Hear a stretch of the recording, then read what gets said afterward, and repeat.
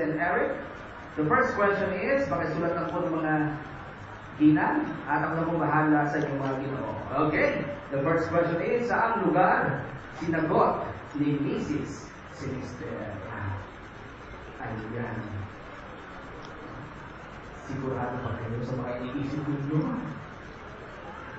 Siguro ba ito sa ating first prayer? Yung level pa? Nako. Sir, kung gano'n gabi po, saan lugar yun? Sa bahay kita. Taga saan po siya? DCSG Pagasa. Aba, magkabit pa rin tayo halos ako po'y nagkabago bantay. At kayo naman, ma'am, ano po ang inyong sagot?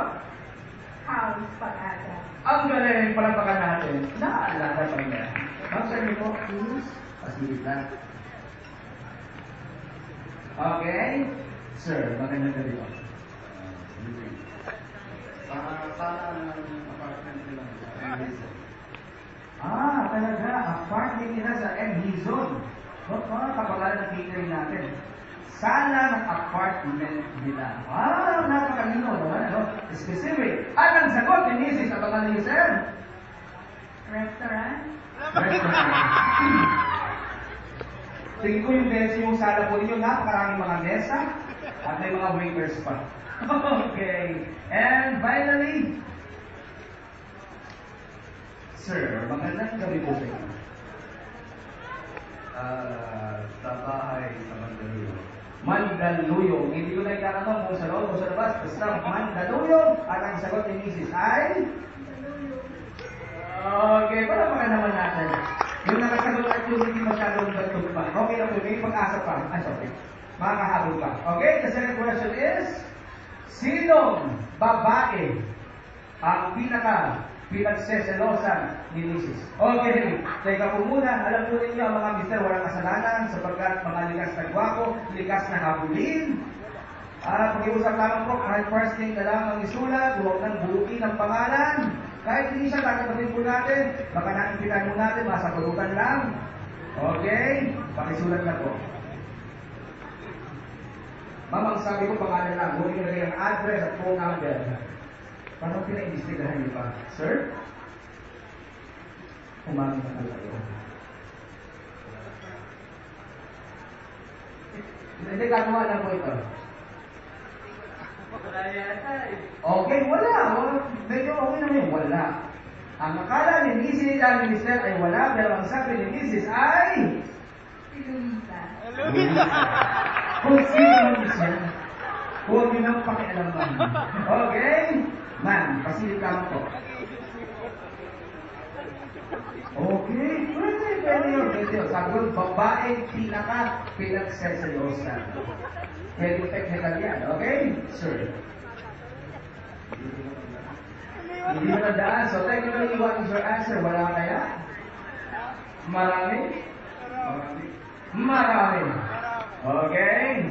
Pero ang sabi ni Mrs. ito po, walang galing masyado. Ito, pangkaraniwan to sa mga babae na may bahay. The answer is? Mami. Mami. Yung kailan niya. Okay na naman. Technically, babae. Hindi mo wala. Okay? And finally, ma'am, may I see your answer? Okay. Sir. Wala. Wala. Lahat sila sagot wala, no? Gulat ako, lahat na mas may sagot. At ang answer ni Mrs. para narinig niya akong answer na ang... Madatilo. Okay. So mga kaibigan, this will be the final question at nakahanda na siguro yung ating catering. Okay. So the final question is, anong particular brand ng underwear ang kalimitan sinusuot ni Mr. Okay? Hindi ko na po ulitin, no? Para hindi magkaroon ng malisya. Yung kay Mr. po, ang ating dito po. Sige mga Mr. Subukan yung sumukot ang wala. Unahin mo akin ng dulo. Sir? Dali malaman, sir? Walker. Very confidence yan. Wala kakurap-kurap Walker. At ang sabi ni Mrs. Ewan ko lang kung hindi kukurap si Mr. Tito ay... Luisa. Sir, sino nakabili ng Walker? Okay. Kayo naman po. Jackie. Talaga gusto ko yung mga bossing natin, no? Wala silang kaduda-duda sa kanilang mga sagot. Ang sagot naman ni Mrs. ay Hanford. Hanford. Kahit sa spelling, kahit sa initial, manalo. Okay? And finally, tayo na po, Okay? And finally, pasili po. Okay, sir. Kayo na lang pag-asa ng tropa ninyo? Hindi, Sandro. Sanjoy. Okay. Medyo makaiba yun, ano? Sanjoy nga kaya. Alamin natin si Mrs. The answer is? Enjoy. Okay, congratulations. Alam mo yun, sa pagkakataong ito ay napakahirap maging judge. So, lahat sila, dedikin natin panalo. At may regalo kayo from Ace and Eric.